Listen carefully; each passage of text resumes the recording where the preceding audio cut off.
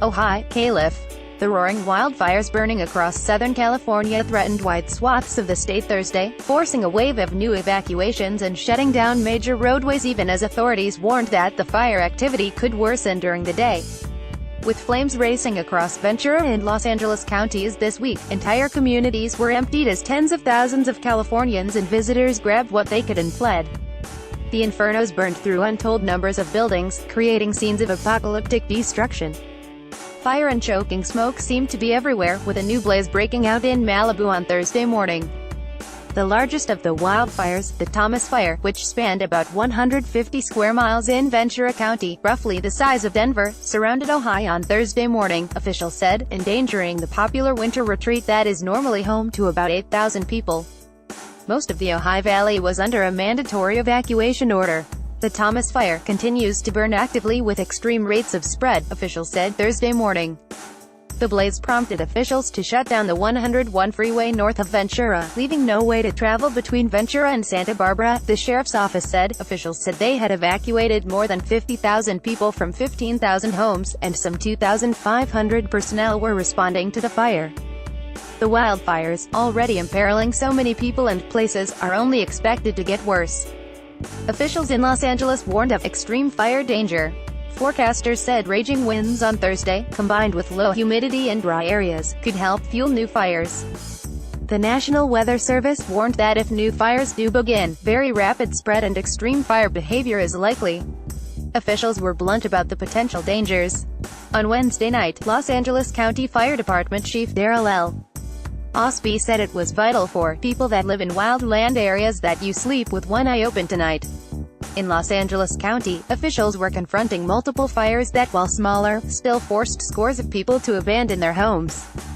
The Creek Fire, burning about 20 square miles, forced its own waves of evacuations, as officials warned of extreme fire behavior and firefighters struggled with high winds, poor access and steep, rugged terrain.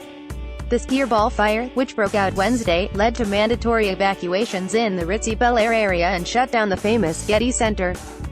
Officials evacuated 1,200 homes across the posh hillside neighborhoods and stretching south near the University of California at Los Angeles campus. UCLA officials canceled a men's basketball game on Wednesday and then canceled classes Thursday, just 2 days before final exams were to begin. Fire officials in Los Angeles County reported yet another blaze on Thursday, the Horizon Fire, a brush fire that began burning in Malibu. Los Angeles officials said that 265 schools in the San Fernando Valley and West Los Angeles would be closed for the rest of the week as a safety measure. Not far from the Skier Ball Fire, residents and visitors weighed whether to stay or go, unsure of what to do. Two roommates who live in the Brentwood area, having moved there 6 months earlier from Indiana, said they were uncertain, facing such a new situation.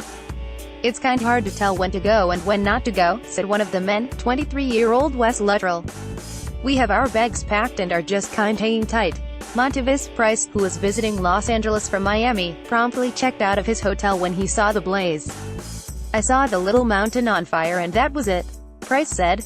"You can prepare for a hurricane, but you can't prepare for something that happens all of a sudden." Others said they fled with little time to decide what to take.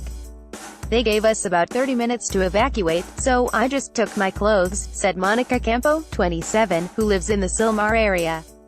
"My sister left and was complaining that she didn't even take underwear," Los Angeles Fire Department Chief Ralph M. Terrazas said at a news conference Wednesday that the index that the department uses to assess environmental conditions for the fire risk is at the highest level he has ever seen in his career. "Our plan here is to try to stop this fire before it becomes something bigger," Los Angeles Mayor Eric Garcetti said at an earlier news briefing. "These are days that break your heart. But these are also days that show the resilience of our city." California Gov. Jerry Brown declared states of emergency in Los Angeles and Ventura counties because of the fires. More than 4,000 firefighters and other first responders fanned out across the region to save lives, protect homes and evacuate residents. Osby, the Los Angeles fire chief, said that many of the firefighters who had been working on the fire since Monday had not slept. Hundreds of other firefighters and engines were en route from Northern California and nearby states. "You can probably understand that most of our resources are pretty tapped," he said. As of Thursday morning, officials had not reported any deaths due to the fires, though some areas that had burned or were burning remained inaccessible. When you get those 40 to 50 mile per hour winds, the fire just rolls like a steam train and you have minutes to get to safety, said Ventura City Councilman Eric Nasarenko. He was in a city council meeting on Tuesday when the evacuation order came. It was crazy, Nasarenko said. In the middle of the council meeting, the city manager tells me our neighborhood is on mandatory evacuation, so I raced home, grabbed the guinea pig and the kids and bolted. Berman and Rosenberg reported from Washington. Noah Smith in Los Angeles, William Dauber in Van Nuys, Caliph and Travis Andrews, J. Freedom Dulac and Jason Same now in Washington contributed to this report, which will be updated throughout the day.